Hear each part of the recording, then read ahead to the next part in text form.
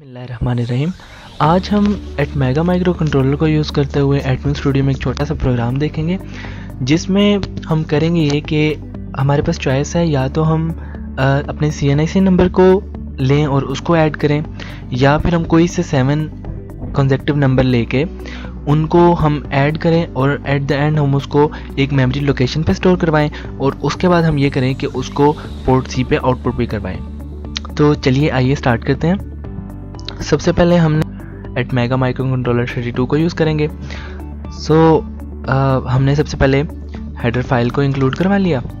उसके बाद हमने .org यूज़ किया। अब .org किस पर्पज़ के लिए यूज़ होती है?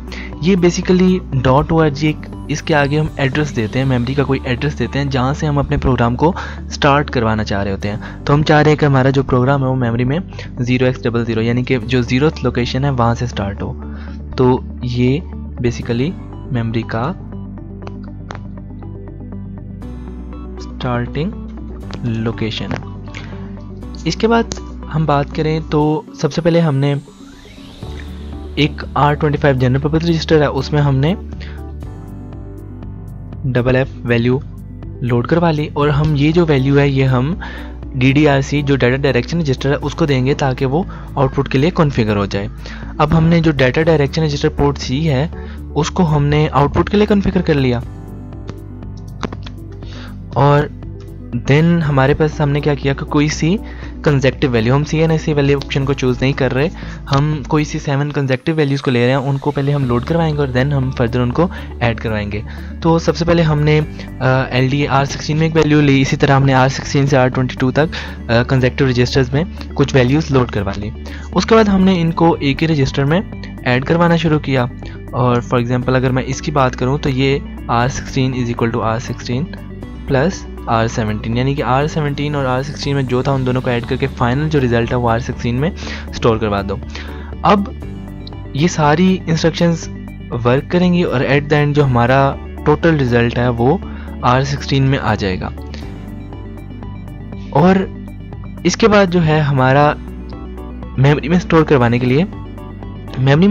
के लिए हमारे पास एक इंस्ट्रक्शन यूज़ होती है जो कि STS की है, यानी कि ये मेमोरी में स्टोर करवाने के लिए यूज़ होती है। अब STS जो है इसके 2 आर्गूमेंट्स होते हैं। अब हम पेंट पे इसको समझने की कोशिश करते हैं। अगर मैं बात करूं STS की, तो STS हमारे पास एक कमांड है, यानी कि इससे होता ही है कि मेमोरी में कोई डाटा स्टोर करवा सकते हैं। अब STS और ये 2 पैरामीटर यूज़ करती है। सबसे पहले हम मेमोरी का एड्रेस देंगे, और जो सेकंड हमारे पास होगा वो कोई भी जनरल पर्पस रजिस्टर होगा, यानी कि जिधर से हमने वैल्यू उठानी है। फॉर एग्जांपल ये R16 में कोई वैल्यू पड़ी है, मैं इसको मेमोरी एड्रेस पे स्टोर करवाना चाहता हूँ, तो मैं STS की कमांड यूज़ करूँगा, और इस तरह R16 से वैल्यू जाके किसी मेमोरी एड्रेस पे स्टोर हो जाएगी। अब हम अपने प्रोग्राम की तरफ वापस चलते हैं। तो इसके बाद हुआ ये कि हमारी जो वैल्यू थी वो जाके इस मेमोरी लोकेशन पे स्टोर हो गई। इसका मतलब है कि हमारे R16 में जो फाइनल वैल्यू थी वो इस मेमोरी लोकेशन पे स्टोर हो गया, और फिर हमारे जो प्रोग्राम था उसका जो सेकंड पार्ट था वो ये था कि हमने इस वैल्यू को स्टोर भी करवाना है किसी मेमोरी लोकेशन पे, और इसके बाद जो है हमने इसको पोर्ट C पे आउटपुट भी करवाना है। तो अब हम इसको पोर्ट C पे भी वैल्यू दे देंगे। तो पोर्ट C को हमने इसीलिए आउटपुट के लिए कॉन्फ़िगर किया था क्योंकि हम उससे आउटपुट गेट करना चाह रहे थे। तो अब जो है हमने वही वैल्यू जो है हमने R16 में जो भी स्टोर था उसको हमने पोर्ट C पे दे दिया। तो पोर्ट C = R16 हो गया।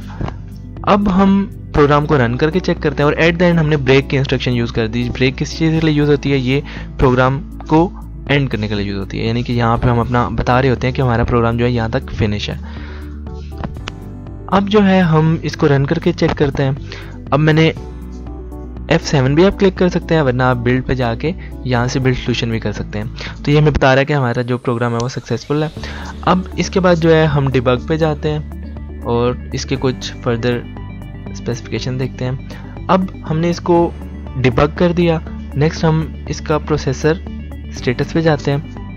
अब जो हमारा प्रोग्राम है हम उसको चेक करते हैं। तो सबसे पहले आपने अगर इसको स्टेप बाय स्टेप देखना है तो आप यहाँ से F10 की भी प्रेस कर सकते हैं, वरना यहाँ पे इस बटन पे भी क्लिक कर सकते हैं। तो सबसे पहले हम F10 की प्रेस करते हैं। और हम यहाँ से पहले ये भी देख लेते हैं कि हमारा जो डाटा डायरेक्शन रजिस्टर है, जो हमारी पोर्ट अब आउटपुट के लिए कॉन्फ़िगर हुई भी है कि नहीं। तो उसके लिए आईओ पे जाना है आपने, और हमारा पोर्ट सी था तो हम पोर्ट सी पे देखते हैं, और ये आप देख सकते हैं कि ये सारी बिट्स 1 है, तो इसका मतलब है कि आउटपुट के लिए कॉन्फ़िगर हो चुका है। अब हम नेक्स्ट वैल्यूज़ देखते हैं।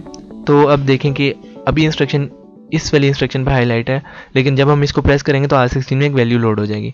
तो आप देख सकते हैं कि R16 में 0x03 एक हेक्सा वैल्यू लोड होगी, और यहाँ पे x जो है ये हेक्सा को रिप्रेजेंट कर रहा है। अब हम आगे चलते हैं। ये सारी फर्दर जितनी भी वैल्यूज़ हैं जाके R16 से R22 तक सारी लोड गई। अब इसके बाद जो है हम इनको ऐड करना शुरू करेंगे।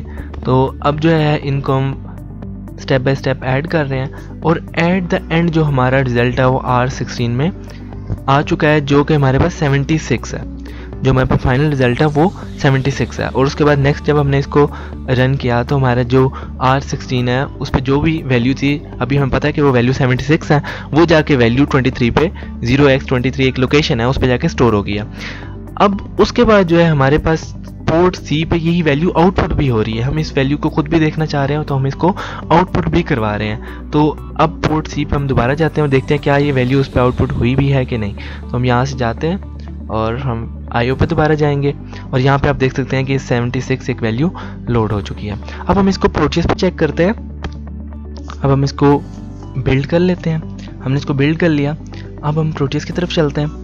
जाके आपने अपने माइक्रो कंट्रोलर पे डबल क्लिक करना है, और यहाँ पे जाना है, और आपका जो एटमल की जहाँ पे आपकी फ़ाइल पड़ी होगी वहाँ पे आपने उस प्रोजेक्ट में जाना है, और फिर जो है आपने एक इसके अंदर फोल्डर के अंदर जाना है, और फिर डिबग के अंदर जाना है। डिबग के अंदर आपको एक हेक्स फाइल नज़र आएगी, आपने उसको क्लिक करके और फिर यहाँ पे ओके पे क्लिक करना है, और देन आपने यहाँ से रन करना है। तो आप देख सकते हैं कि यहाँ पे जो है हमारे पास कुछ LEDs ऑन हो गई हैं, और ये बिल्कुल 76 ही हो रहा है। अगर मैं पेंट पे जाके आपको थोड़ा सा समझाऊं तो अगर हम देखें, अगर हम इसको बाइनरी फॉर्म में देखें तो हमारे पास अगर हम 15 की बात करें तो 8421 होता है, और अगेन बाइनरी निकालने का आसान तरीका 8421। हम इसको दो छोटे छोटे चंक्स में डिवाइड कर देते हैं।